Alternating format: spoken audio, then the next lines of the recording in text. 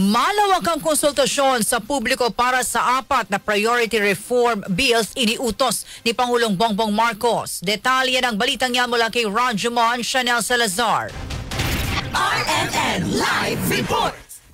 Iginiit ni Executive Secretary Ralph Recto na hindi lang pag-apura ang hinihingi ni Pangulong Ferdinand Marcos Jr. sa Kongreso kundi seryosong pag-aksyon sa 4 na panukalang batas. Ito ang Anti-Political Dynasty Bill, Independent People's Commission Act, Party List System Reform Act at Citizens Access in Disclosure of Expenditure for National Accountability.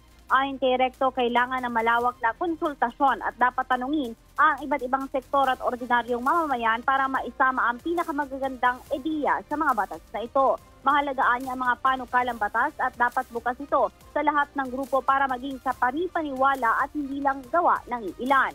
Git pa ni Recto, mas maganda ang batas kung makikinig ang lahat sa opinyon at makakailangan ng mga Pilipino. Kasama mo sa DZXL RMN Manila, Radyo Mansanao Salazar, Tatak, RMN.